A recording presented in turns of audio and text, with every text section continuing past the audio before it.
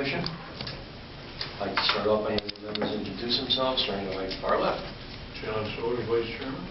And on the extreme far right. Alan Wyder, City Planner. Is what we're on the table. Glenn Chalder from Planometrics. Robert Flanagan, Assistant City Planner. Paul Strider and City Engineer. Jody Zills-Gagney, alternate. Marie Keaton, Commissioner. And Bill Dietz, Chairman. I know at our last Planning Commission meeting, there were members that couldn't make it, and they stated that. And I just want to read this one from Gary Lawton because it is cute. Right. And he did say at the time he thought he was going to be able to make it, right. Good afternoon, gentlemen. And this was to Alan and myself. I was looking forward to your meeting tonight. Unfortunately, my grandchildren have other ideas in the sense that they feel my daughter's toilet is a cool thing to make things disappear. Laugh out loud, figures. So just letting you know, I will not be in attendance. Sorry, Gary. So I guess we give a pass on Yeah, we don't pass. That is very cute. Very cute. Mail or plumbing doorman. All right, first item on the agenda. Call to order. Okay. Oh, did you do that? Excuse me. Yes. Update of the Bristol 2000 Plan of Conservation and Development. And there's a review discussion of booklet 1 planning. No, what agenda are you looking at? I don't know. This way. That's what I did. Oh, that's July 2nd. Okay. Did I hear that wrong? Want to start again? Wait a minute, let me get my other packet, the one I missed. Started. I got the right one. Okay, update of 2000 Plan of Conservation and Development, discussion of conservation-related topics and strategies. First bullet point, environmental natural resources. I have that somewhere. I pulled up the wrong one.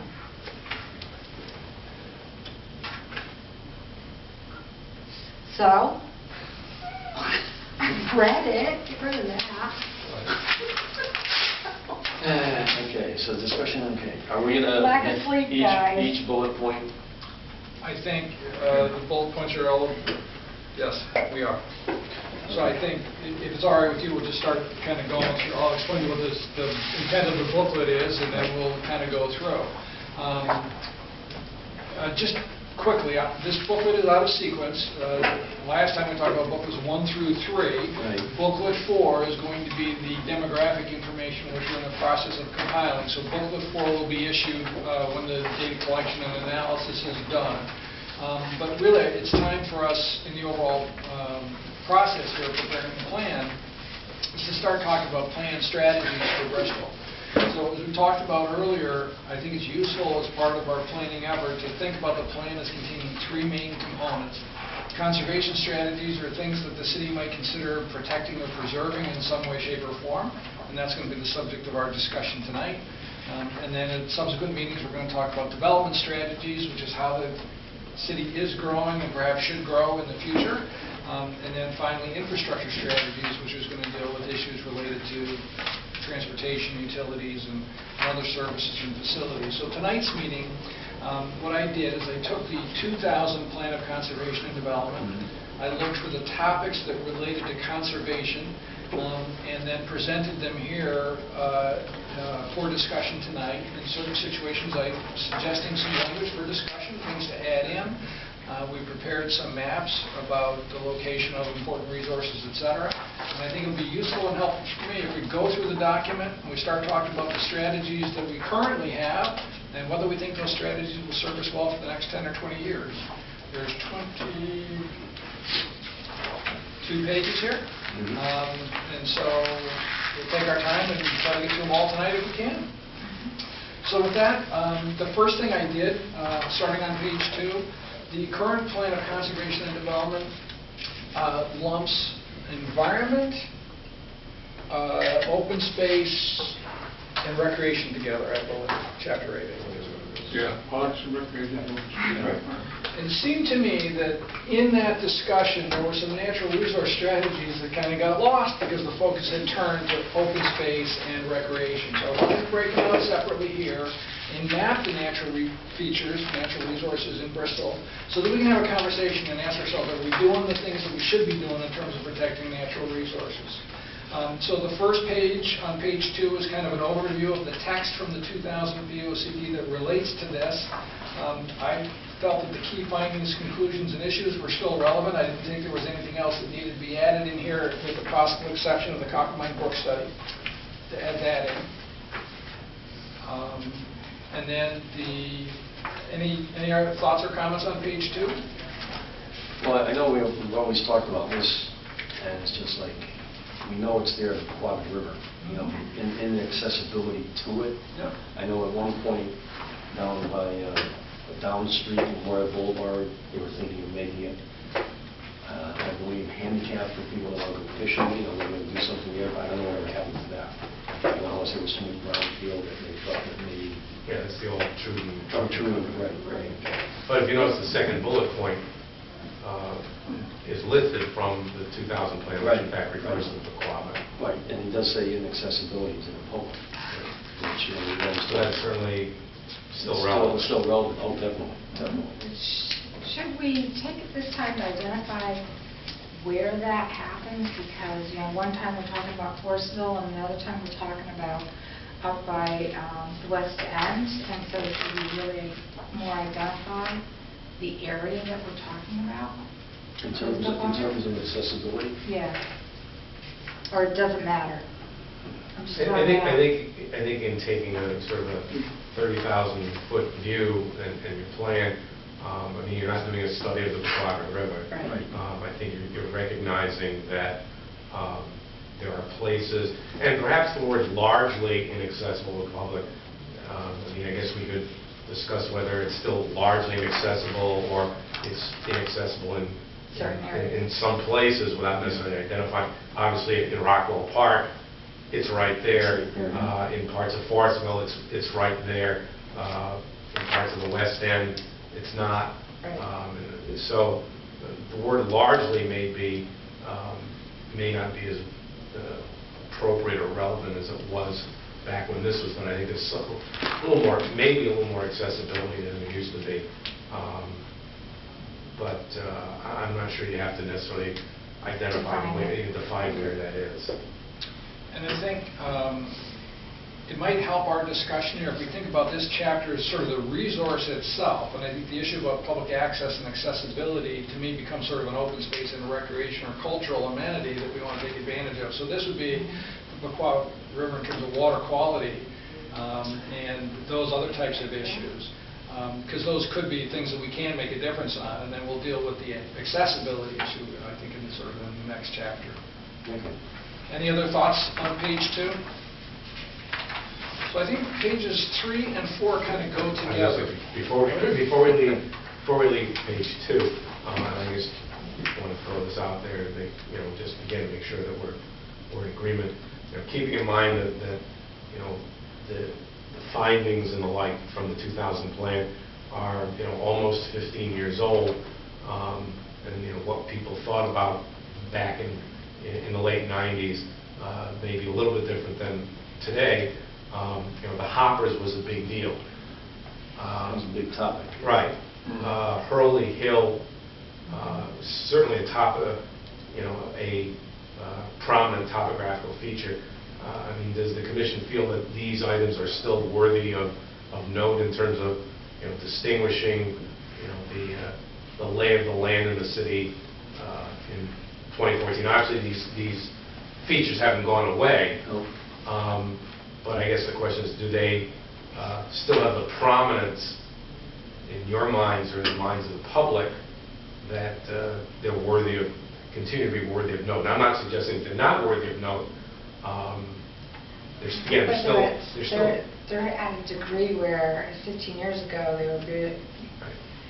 There was a small, I don't want to say small, but it was not a focus. And so putting it in the plan made it a focus. Right. So is there other areas that we can look at to identify that would be more astute going forward from this point in time? And I think you speak to a good point, is that, well, let's take Hurley Hill as an example. You may think, well, Hurley Hill's not that big of a deal anymore, but by the fact that it was in here, it brought some attention to it, and you want to continue to focus attention on these things. They may not be threatened with development, for example, as much as they might have been 15 years ago. But there's still prominent features in town that help define, again, the lay of the land, so that you may want to keep them. I mean, I think everyone would probably agree that South Mountain and the Quapac River are probably the most prominent natural features in the city.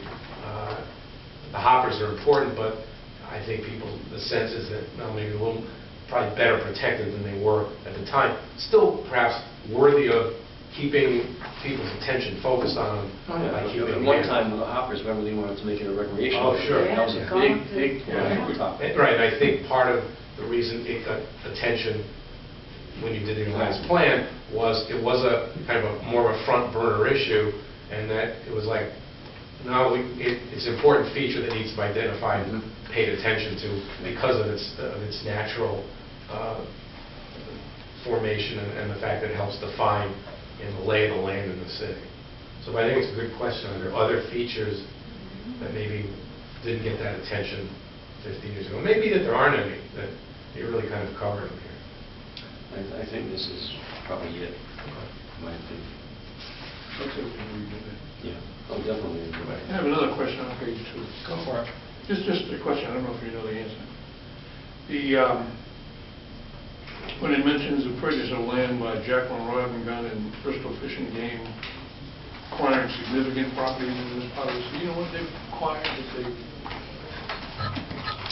did not have had before? Well, I don't have the numbers in front of me, but I do know that, well, if you look in the current plan, at the time, Jacqueline Rod and Gun Club owned almost 69 acres of land, and Bristol Fish and Game owned almost 127. And since that time, I think in the time between then and now, I think it's, I'm not going to know which one in a minute.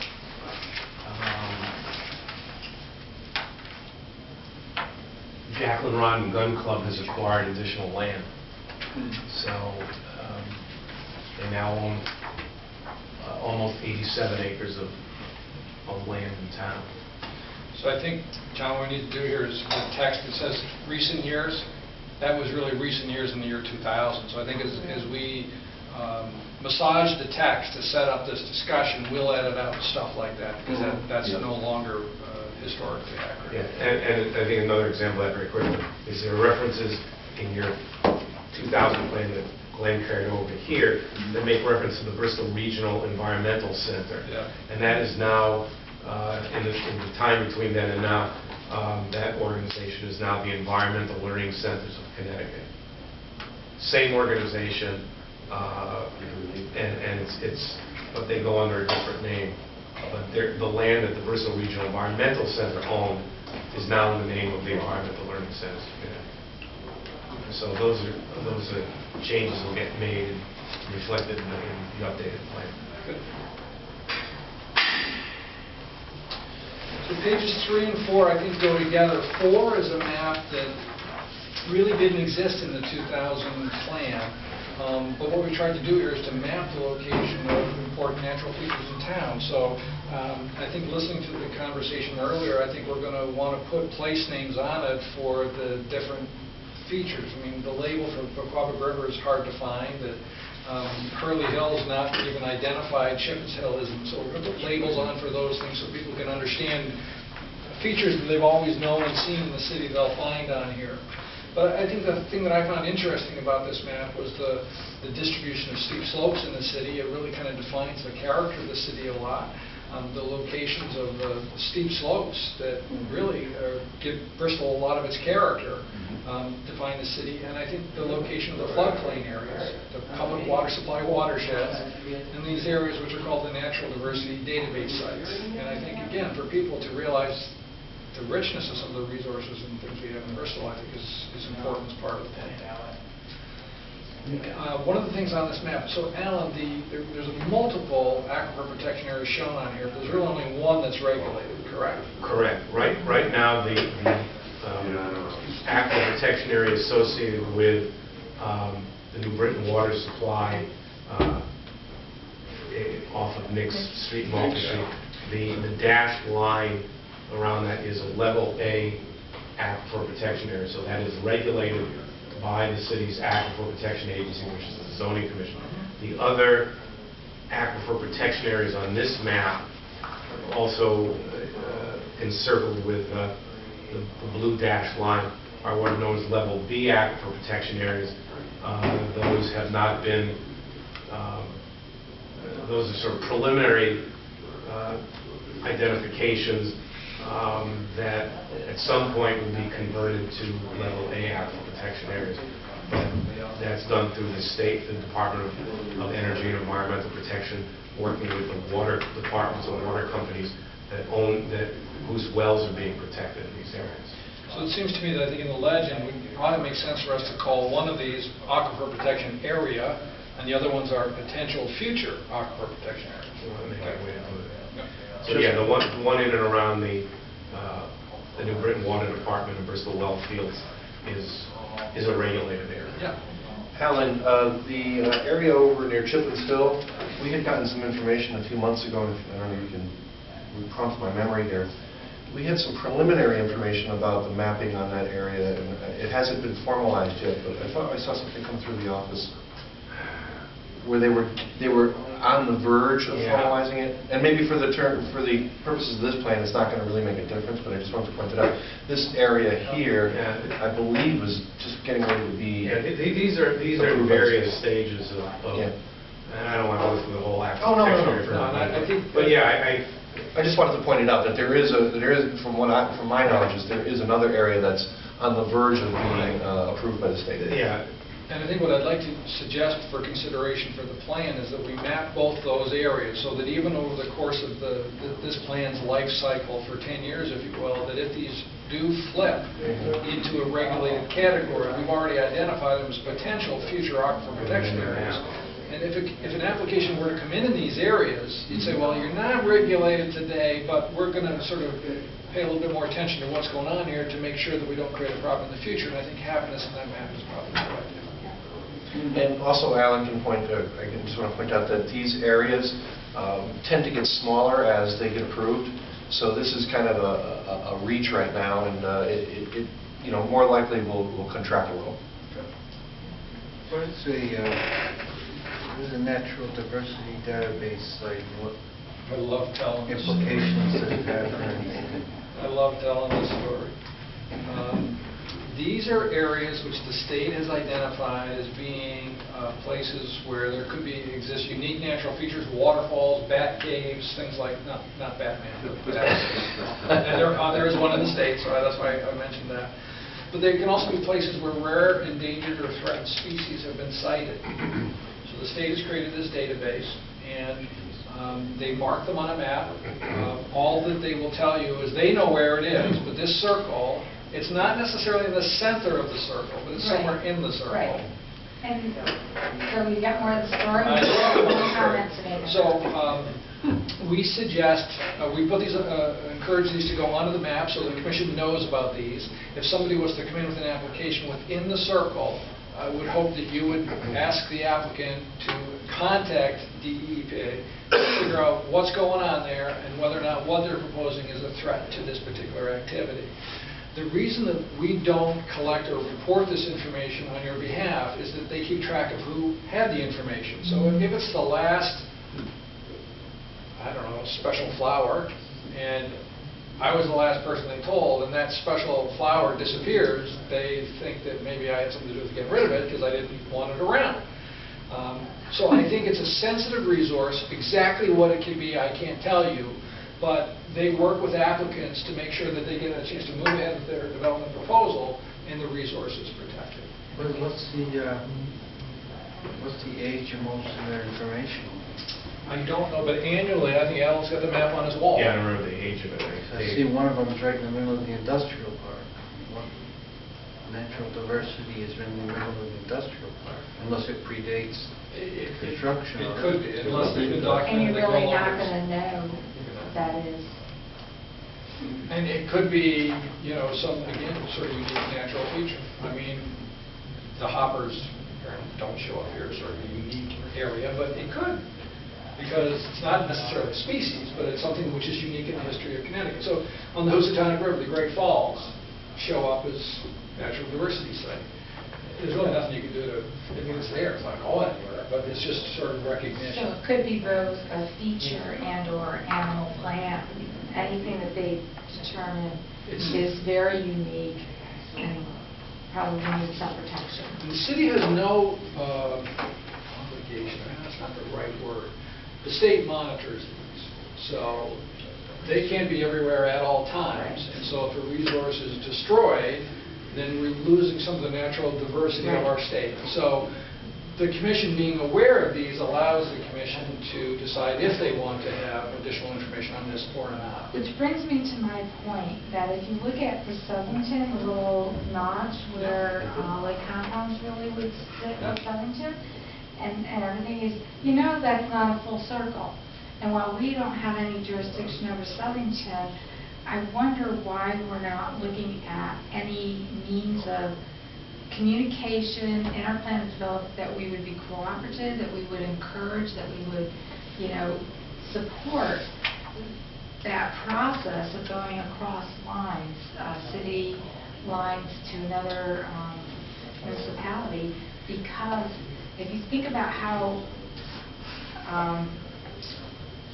the whole natural evolution of making corridors that connect so that animals can travel back and forth freely, I think is really important for us to look at and say, oh, all right, well, we know that's Bristol, but obviously it's a bigger area, and how do we really engage with Southington to support that they're not going to do any development in that area that's detrimental? Marie, if I could, to I think that this area is being clipped. The state map would show the full circle. All right, okay. If I'm not That's what's speaking happening, and I think that the challenge we have here is our regulatory jurisdiction is It's within our... only within there. Correct. but Absolutely, I within agree. Even though the circle is clearly not centered in the Bristol portion, the resource could be located in the Bristol portion. So I think at this point in time, it's in here mostly for public notification, for commission notification. And if somebody was to come along and propose something in an area of this circle, one of the questions in a staff report or from the commission might be, have you contacted DEP? And at that point in time, it's then their responsibility. If they say, yes, we have, do you have a letter from them that we can Just like include we in do the with file? wetlands for their approval, for any of the subdivisions. You have no that we obligation to refer, it's the applicant's responsibility. But if we didn't map these resources, people wouldn't know. It was just a comment, because I always look at where can we join forces or understand what the cooperative nature must be, especially for areas along our border. And so back on page 3, So I'm saying, you I gotta made go a to the note next town. to add a policy, if you will, or for your consideration, that we seek to cooperate with adjacent communities in protecting natural resources. Unless in this draft. No, I'm suggesting we add that. Oh, all right, Based on okay. your I thought you said it was there. I had a discussion one time with a friend of mine who's a wildlife biologist with the state, and she said that these areas could include, of course she's interested in wildlife, could include rattlesnakes. And I said, well, where are they? She That goes, was my first thought when I looked at that whole Southington yeah, the mountains. Ridge area. Yeah. And I said, well, where are they? And she goes, well, we can't tell you because there actually are people who go and hunt rattlesnakes and because they don't want them around and, so. Wow. Yeah. And I saw a mountain lion at my house, so don't tell me they don't exist. When will the text of the map define what the natural diversity database is? Not on the map, but I think the final configuration of the plan I'm not quite sure of yet, but one of the things I'm very fond of using is what I call sidebars, which is that we set up the page in the plan to have a body text section, and then we'll have space, and these pages here have a sidebar on them. This space right here is a sidebar. And so that's a great example of how we should Kind of use the sidebar. inform what could be there. Natural diversity database means this, and here's the state website that you can go to, et cetera, et cetera.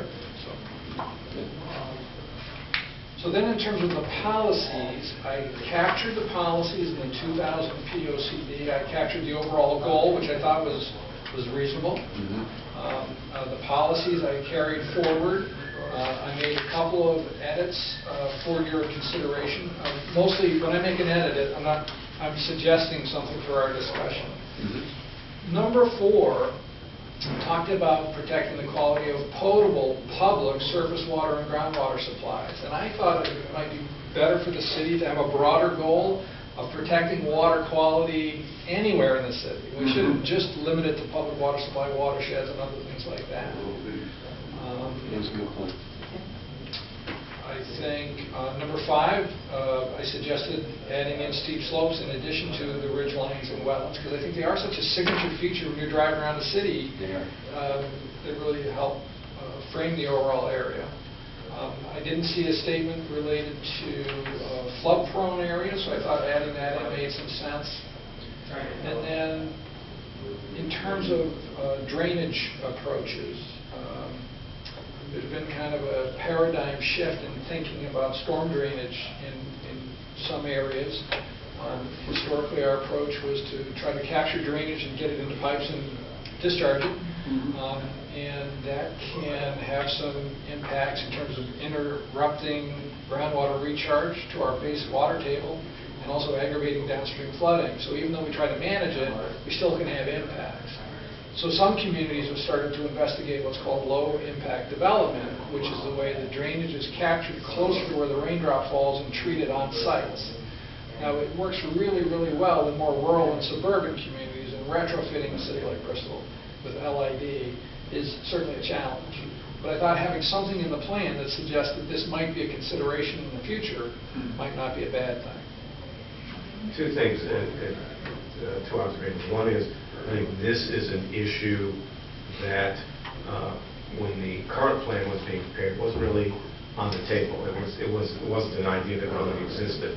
So this, I think, is a good example of why you update your plan periodically, because there are these new planning and development concepts.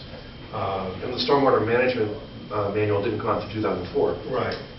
So, and the second thing is that, if I'm not mistaken, Glenn may have a better handle on this, is that the state of Connecticut is, as part of its dealing with stormwater management at the state level and having it, say, filtered down, if you will, to the municipalities, is advocating low-impact development. And so I think it's something that cities and towns are going to be either encouraged or required to do eventually. And I think it's an idea that you probably want to incorporate into your plans, so that that helps support the city's efforts to actually draft and adopt these kinds of requirements, whether in your subdivision regulations or the city's street and sidewalk ordinance or the zoning regulations. This really helps provide the framework for that. Just on that, and maybe it's protecting our turf or whatever, but just the way that reading, I say not to take exception, but I will question the work of implement better practices. And just as I was reading this afternoon, I wrote this, Paul, as I was reading it here tonight, I thought that better, I'd already scratched out better on my copy, because I think that that's a value judgment. I think if the phraseology says, seek to implement stormwater drainage approaches as appropriate to help address water quality and flooding issues, we're getting our point across, and better doesn't. And we don't have to make a judgment as to what's better or not better. Because I think the situations are going to be very different. I mean, a subdivision on South Mountain, you might have a real opportunity there to accomplish something. But if somebody comes in with a site plan down on Route 6, it's like a whole different situation. And that's where the art and the science of LID comes in. So I think that needs to be considered over the next 5 or 10 years. I mean, I can tell you that Harwinton has adopted something, Plainville has adopted something, but they're still not quite as urban as Bristol in certain areas. And so we should proceed cautiously, but think about moving in that direction. Like Alan said, it definitely needs to be identified as something we need to look at and implement as we can or as we're required to. As part of the whole scheme of potential solutions. Well, Let me just jump in just with one thing if I can. I think what's really good about this is I think one of the key things as part of a plan of conservation and development is the verbs that we choose. So the nouns, the adjectives, everything else are pretty straightforward, but it's the verbs that either get people really revved up or they don't pay any attention. So I tried to be a little soft here, and the verbs that I chose down below on 14 and 15 was consider this. So it doesn't say do it or don't do it. I carry around with me a verb chart. Okay? Because there are verbs which are directive. Okay? And there are verbs which are suggestive. So if I said to you, you shall go to the store. Oh. I said to you, you could go to the store, or you might go to the store. Yeah. You see what a difference that makes. And then the columns here are assertive verbs, and then sort of contemplative verbs. So when I say consider removing, consider is a very soft verb. It's contemplative and suggestive, which is very different than directive and assertive. So I'm going to try to make a note to get these to you guys so that you can carry them with you. You can bring them to the meeting. No, you will do this. This is not for use at home. I don't know. Get called up. You told me it would work. I suggested that you might consider. Well, I do know, I remember when you guys did the West End study, I think that was, you may recall that there were instances where, does the commission want to encourage, does it want to suggest, does it want to consider? And I think you actually went through that exercise, that it really changes the tenor. It's like how forceful do you want to be? Well, it has to be constant. You're starting thinking about AOA because of who it is at the end that would have the response. And if it's not us, then maybe that's not. But something as simple as the difference between encourage and promote. Yeah, That's right. But let me go back to that. I understand Paul's question, but if you take it, and I don't want to spend time wordsmithing it, but if you take out the word better, and I agree that that's kind of a judgment call, the sentence otherwise, it's like, why would you, I think what needs to be clear is why you would implement low-impact development. I mean, to help address water quality, but I mean, there's any number of things that you can do that are low-impact development. So the question, it seems to me, is if you're going to make a recommendation, is to what end? And I think the use of the word better was an attempt to say there are better ways to do it than there are now, and this is one of them. Again, that may not be the right word. Yeah, but I think you bring up a good point. So I think having a policy or a recommendation come out of thin air is going to surprise people and is it going to make for a plan. So I think I've gone back and just made a note here that when it comes time to craft the plan, the text for key findings, conclusions, and issues now needs to include why we think LID is, why it's an emerging issue, what it's all about, and what we can accomplish.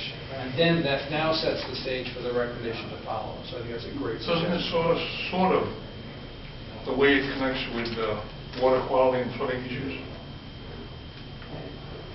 I mean, isn't it saying that because we have water issues, isn't it basically saying that we're going to look at it? It is, but it comes up in the recommendation without any prior explanation. So it's almost asking you to take a leap of faith. And I think that the whole situation will be better if we sort of set the stage and if we use the words, for example, within recent years.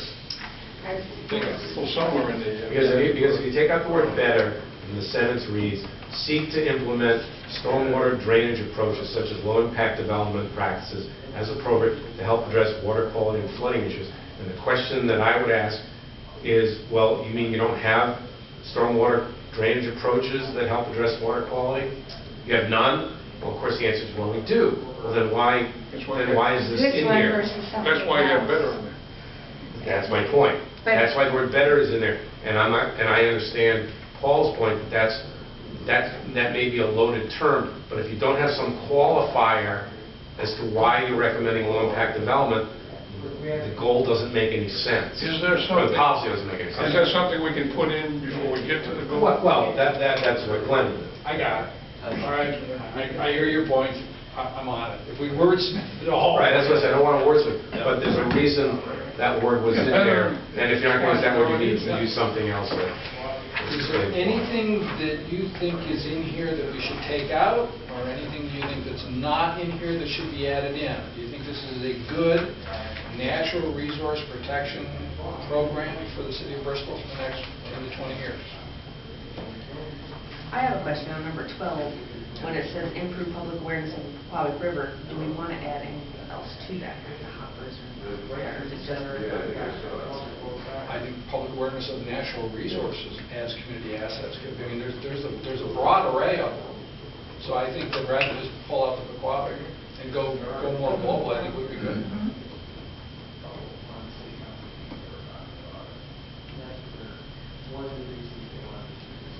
Do we say anywhere, does the commission members have a sense when we talk about the Aquatic River as this natural asset and providing access to it? I mean, I guess with what vision? Access to it for what? Good question, because that gets back to one of our public listening sessions where, the hoppers, I can't walk through the hoppers without going through, 6 inches of mud and getting stuck, and I'm like, why go? Why they're there to be protected. So you're right. How much are we opening up to the closet? Well, I think For the whole length? But I think you answered. I think the very conversation you referred to is actually answered the question, which is there are going to be instances where you're going to want people to have access to it so they can fish, or be able to go on the river and canoe or kayak. But it also may just simply be, it's just there, and you can look at it and enjoy it and appreciate it, and that's okay too. Right. And you can't do that. If I can only imagine it, that's one thing. If I can at least stand next to it like you can in Rockwell Park and appreciate its beauty or listen to the rushing river, that has value too. Not every place is going to be accessible for the purposes of using it in any kind of active way. It's not in the same way. Right. It may just be looking. That's the way water is. Well, and I mean, if you think of Kent Falls, there's public access. You can walk along Falls. You can't park there on Sunday, but... You can't. But, is that the same, is that really the same outcome we want for the Pequawton at any given point in time? I think Paul's question is very fair. So where appropriate, not to wordsmith. I think where appropriate is a phrase which is often appropriate to use in a plan, because there are certain areas which are so sensitive environmentally that we want to encourage public access or knowledge about natural resources, but if doing that destroys the resource, so I think as appropriate doesn't make sense.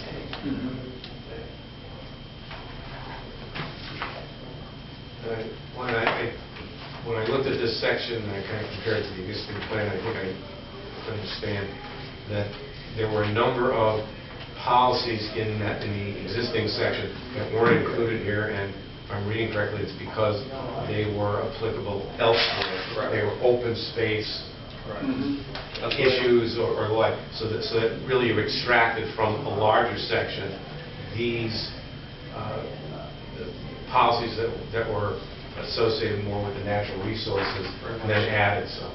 Because numbers 4 and 8 were actually located in the future land use plan section, and so I felt, hang on a second, let's bring those back here.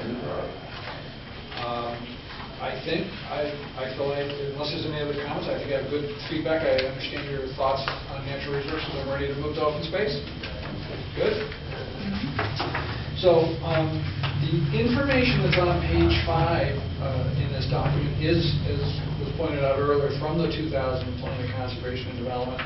Alan has done quite a bit of work over the years in terms of maintaining the database and the acreages. So these numbers are not the most current. So just make a note here. If somebody asks you how much open space, these numbers are not current. They're the numbers from the 2000 plan.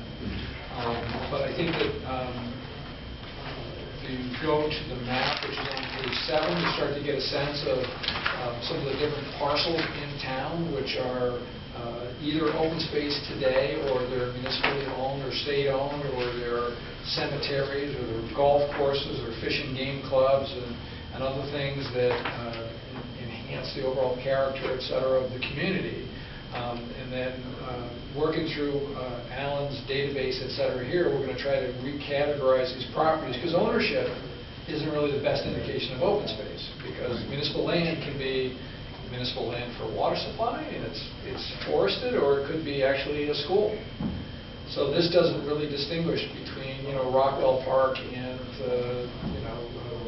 the middle school, and realistically, they're very, very different. So on page 6, we sort of have our open space strategies. Open space was broken out from environment and from recreation, because open space serves a lot of different functions, and it's intended to focus on open space which is used for passive recreation as well as open space that's used for active recreation. So the overall goal from the 2000 plan was provide adequate open space for all city residents. And then the policies and recommendations which related to open space are presented here. Any thoughts or comments on the goal, policies, or recommendations? I know previous discussions, we always talked about bikeways, and it seems like that's something the city really doesn't have. Or can have, I don't know. Not to look at it back to something else. Well, so let me ask Glenn a question about that as a follow-up. Yep. Because I agree, I think that's another one of those issues that maybe, we did the plan last time, it's mentioned in passing, but it's become much more of an issue in a lot of communities. Is that something that falls under open space or parks, or is it a transportation issue, or is it a little bit of both? I always sort of stay flexible on this, because the question ends up being, what are we trying to say is the story for Bristol?